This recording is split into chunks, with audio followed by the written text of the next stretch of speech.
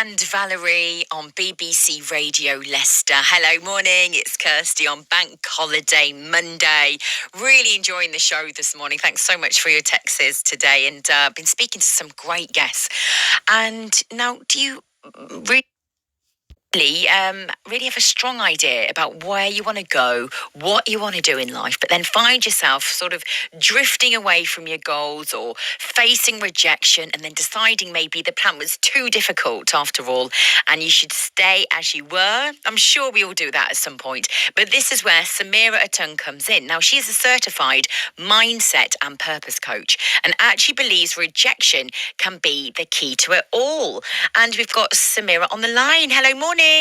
Good morning. How are you? I'm very well, thank you. How are you, Samira? I am very well, thank you. Thank you very much for having me. Listen, an absolute pleasure. And especially on Bank Holiday Monday, because sometimes we've got a bit more time to think about the things that we need to do. So first of all, how do you help people who've lost their motivation? Right. First, we need to think about the why. Sometimes there are many reasons why we do things. And I was just deliberating on what I was going to talk about today in terms of motivation. And one of the things that occurred to me is that many of us wait to be motivated before doing something. And actually, motivation is a byproduct of your action, not a foundation to your action. And it occurred to me that whenever we're waiting for others to motivate us, situations to just be right before we do certain things, it never happens. So we have to be a just do it person at times, like Nike, just go ahead and do it. And also I realize that sometimes people find it difficult to do the first action. Usually the first thing in your life that, you want to go to school, you want to start a new job, you want to do a new career, you want to do something new. It's that first step that's usually the hardest. And that is the reason why it's important then to start to think about, okay, well, what is the big why? Why is it important for me to do it? Why do I need to be doing it? What value does it serve to others? So I think first thing to think about is serving people. How do I add value to others? Because it will help you then to overcome yourself, your own inhibition to think about others. Everybody wants to do something for others. It's easy to do it for others sometimes when you're not thinking about yourself. Yeah. It's usually those things that you want to do for yourself that you find yourself procrastinating on. That's right. Absolutely. I agree with you there.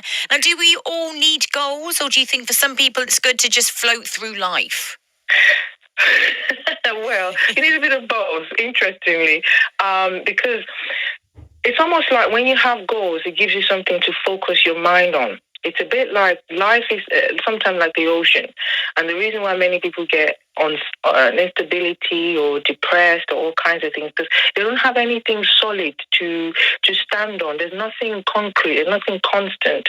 And so when we start to have goals, it helps us to almost focus the mind on something. So yes, we do need some goals, but the idea is not to be so beaten by the goals, because many people get depressed and unhappy and unfulfilled because they feel like they're not meeting the goals they set for themselves.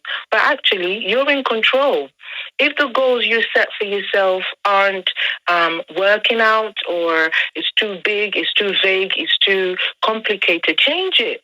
You're in the driver's seat of your life. You are the main character in your blockbuster movie. You control what the goals are. So you change it. You adjust it, you amend it. As long as you have something concrete, something solid that you're looking forward to, don't let the goals that you set for yourself beat you. You should be in control of those, and change it if you need to. That's it, Samir. Yeah, we're feeling pumped. Now, let's broach the subject of rejection. We all hate rejection, but how do you feel about it? You've written a book about it. Yes, I did. It's called Rejection, an Agent of Success. Now, rejection is a feeling, but it's also a state of being. Many times we confuse rejection with disappointment, because rejection is slightly deeper. When you're going through rejection, it goes to the core of who you are. It goes to your sense of belonging. It goes to your sense of, whether you're part of something.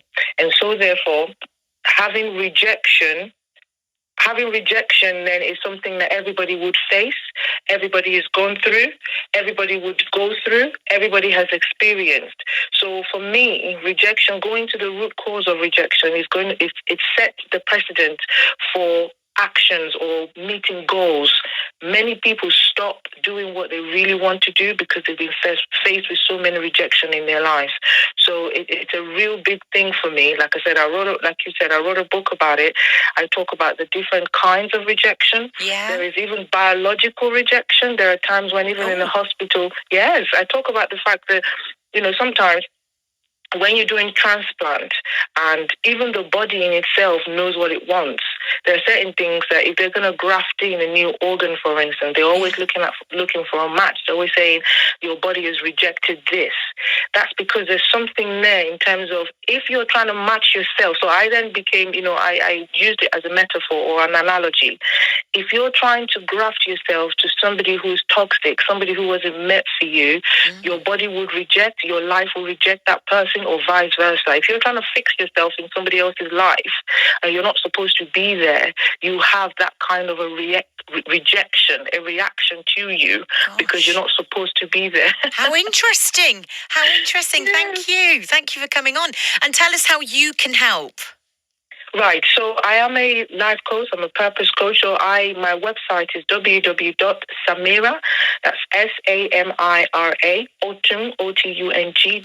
I am on Instagram, same name.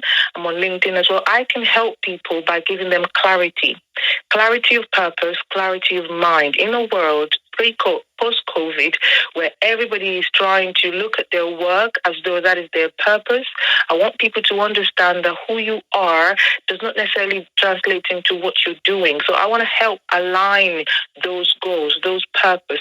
Let me help you find those things that you feel you couldn't do. Let me encourage you and motivate you and empower you to be the best you can be. So my coaching practice is called Better You Solutions. Let's find the solutions to your life pertinent questions together. Amazing. Samira, sign me up. Where's the dotted line? Amazing. Well, thanks so much for coming on, Samira. Really appreciate you today. Amazing. Thank you. Have a wonderful bank holiday and thank you for having me once again. Oh, listen, thank you, my darling. Amazing. Thank you very much to Samira Otung.